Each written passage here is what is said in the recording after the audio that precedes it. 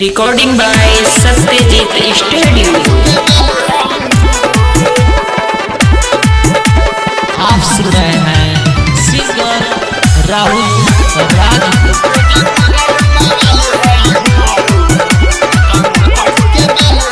DJ Arman, DJ Arman.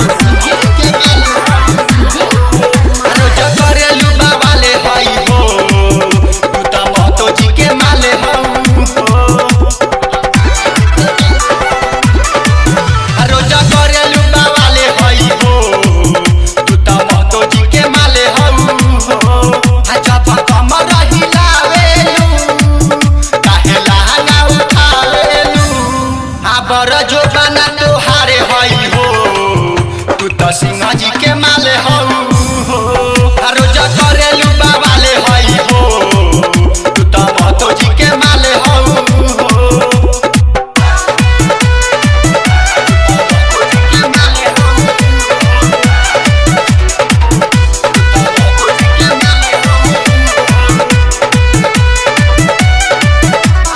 DJ Arman Adapur.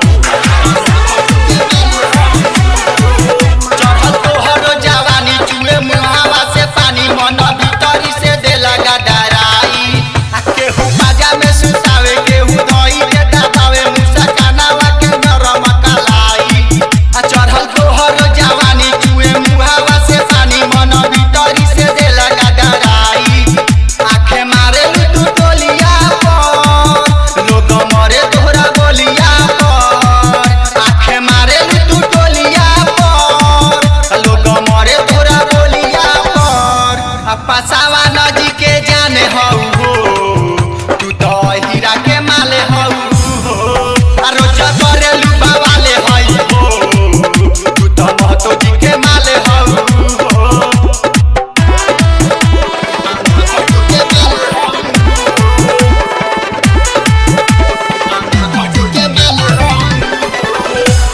DJ Arman, DJ Arman.